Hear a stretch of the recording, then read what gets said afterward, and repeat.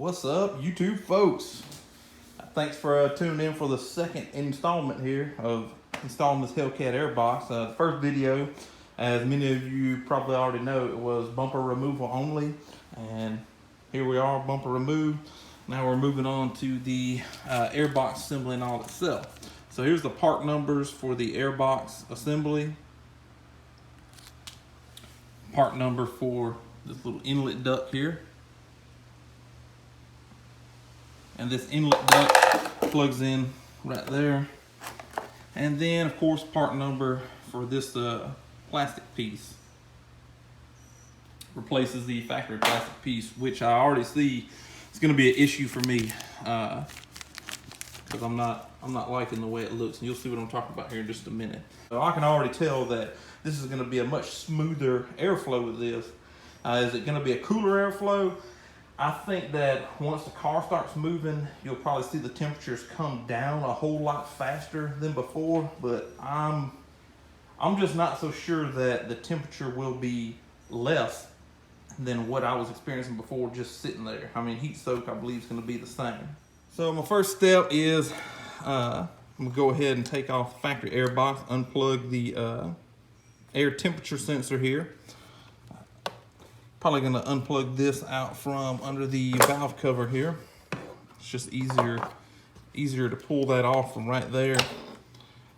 All right, and I'm going to loosen up these clamps. I'm going to loosen up both of them because it's like I never can get one or the other to do right, so I just always loosen up both of them. It's less headache. And then loosen these bolts here and get those out. Then the front of this box is going to come up.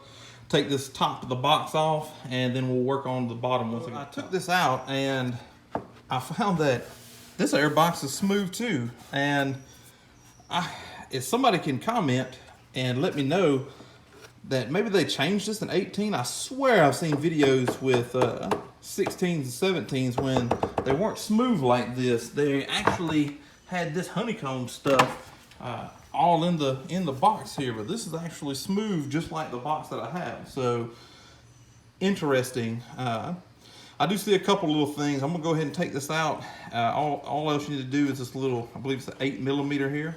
Take this out, and when you get this out, this air box is just gonna pop out the bottom half of it.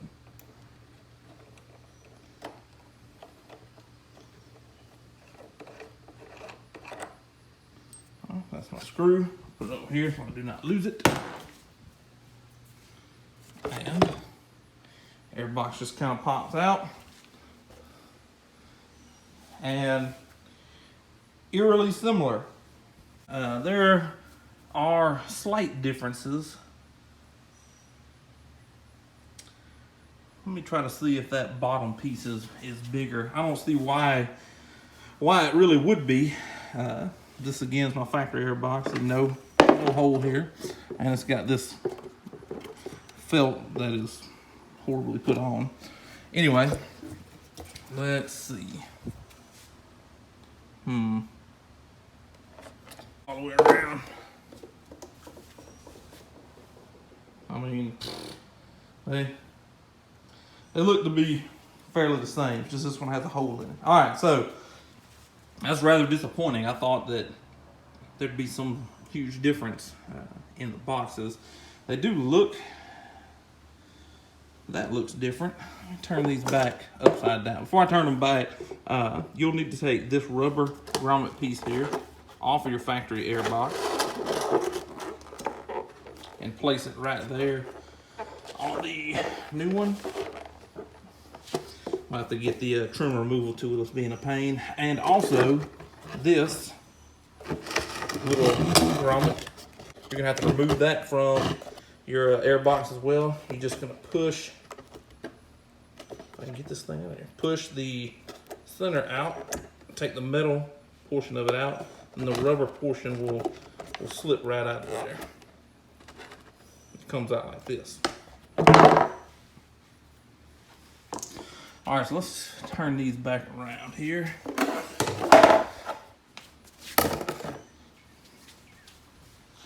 Well, okay, I see. There are some differences here. On my factory air box, they have these fins right over here. This air box is more open and smooth. And back here on the back side, you can see this right here, it's got this big hump in it. This air box has no hump, it's just smooth and straight. And also the lip here, this lip right here to this lip right here, it's bigger and smoother, like a more gradual, smoother curve on the Hellcat airbox than on my factory airbox. So there are some differences, very subtle differences. So I'm going to transfer those things over, that grommet on the bottom for the mounting point, and then the little bolt grommet there, and get this Hellcat airbox set off in my car. Move on to my next dilemma here. Let me grab this piece. And as you can see, get it turned around correctly, this piece is drastically different and shorter than the piece that's on the car. Piece that's on the car, I mean, goes all the way down. It's got this nice rubber strip. So what I plan on doing is where this meets, I'm gonna cut it. I thought about it pretty long, and I'm just gonna cut that off, and try to save that piece to direct, the most airflow through the radiator and stuff as what it was designed from the factory to do. I'm not sure why that's a little bit shorter, but I'm gonna go ahead and I just can't stand it. I can't just take this whole piece out that includes all this. All this is part of it. I'm not removing all that. So I'm gonna cut it right here, leave all this stuff in place, and just replace the upper portion of the box. You've got these bolts. They're 8mm. I don't have a socket that fits them, but luckily Dodge made them a star key, and I've actually got it. It's a T30. I'm gonna take this one out here, and this one here, one underneath there, and this one right here. I'm gonna take those loose and move the headlight forward so I'll have access to get the tube through here that I need to get through. New piece down over the top of the factory piece, and it gives me a good line in which to cut on. I'm gonna try to save this rubber seal all the way up, not just up to here, and use as much of the factory engineering as possible on this piece to try to save. All right, so I've taken the headlight loose and slid this bad boy through here.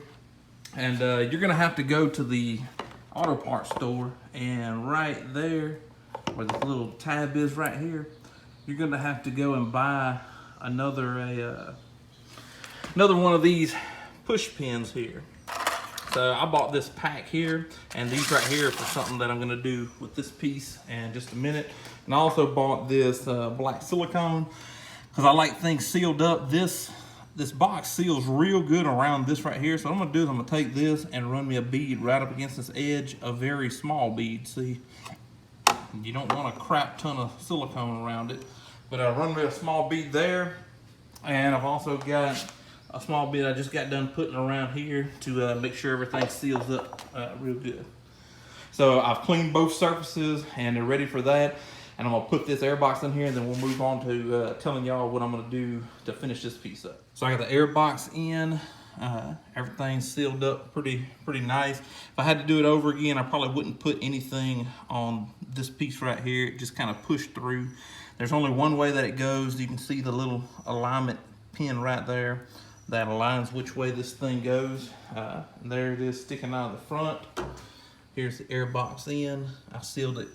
It's sealed fairly well. It's not totally tight, but it's pretty tight down. You've seen earlier, I cut this piece. This was the factory piece, and I wanted to use this rubber piece that was, directing air into the radiator and into the fins of the air conditioner condenser. I didn't want to lose that. So this is the way the piece will be as it's in the car. So I realize this is going to be open, but there's not much that I can do about that, even though it wasn't open on the factory piece there. But I have bought, let's see, these little plastic pop rivets. So what I'm gonna do is I'm gonna drill through this piece and this piece until these fit really firmly in there. So I don't want the hole to be too big. So I'm gonna use my factory piece over here as kind of a guide practice piece to drill different size holes in to see which one gives me the tightest fit and still be able to get these in there. And I believe that's better than the staples that Dodge used from the factory. So what we got here is this piece, and there's actually a small hook right here that hooks into this spot. So get it down into there, and then this hole lines up here. Get all this lined up. All right, so that's how factory it sits, you see, and on this side you can see how it's up against it there. So I'm gonna put this in place and get me something started here, and then I'm gonna put these 4 small clips or push pins. I found this drill bit right here fits for those, and I'm going to just attach it to this piece right here and get this up in here. Okay, boys and girls, this is what I came up with. I got this piece reattached here about the best way that I could. Everything's in. The lower piece is in place. It's resting in its hook here. It's got its pop rivet right here, and it'll be inside the lower bumper right here. Up top, I've got these 4, and it's securely fastened. This clips back there, clips back right here, and the clip that I told you to place for the snorkel is on. That's all in. Snorkel's in place. Did I make this install a lot more complicated than what it had to be? Yes, I did. But that's just that's just how I am. I couldn't just leave it like that. I couldn't just take that whole piece out. Figure it's there for a reason to help channel the air into the radiator and everything. So I wanted to leave it that way. So the next thing that I'm going to do is go ahead and put this top air box on, get all this stuff fastened. I've already plugged in my sensors since it came loose right here before I get this bumper back on. And once I get everything back in place, I'll start the video back up, because it's pretty much done now. Put the top air box on, fasten the screws back down for the top of the air box. After you put your filter on, make sure you tighten this clamp back up and get this hose back connected here, and you'll be golden. All right, bumper's back on. All bolts are tightened up. Everything's ready to go. All the plastic clips underneath. The 4 bolts I took off. The underpinning piece. All the little pop rivets that came out of here. My fog lights are plugged back in. Everything's good to go. And I hope you can see this back in here. That's the opening right there. It goes straight off into the air box. This is what the piece looks like. Get in here. Oh yeah. Okay.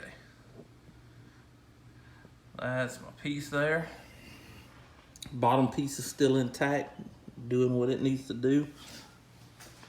And that's the install. Install complete. Hellcat airbox on a 2018 Dodge Charger Scatpack. Now I'm gonna clean all the inside of my wheels up before I put them back on, and clean these brakes off real good. Future videos, I'm thinking about painting these either gold or red. I haven't made up my mind yet. I'm thinking red because it would match the 392 and the SRT stuff there. But anyway, I thank everybody for watching. Remember to subscribe for more. Thumbs up this video. Make sure you got your notifications put on. Lots of content planned for this car right here. And I thank you to all my subscribers. Thanks a lot.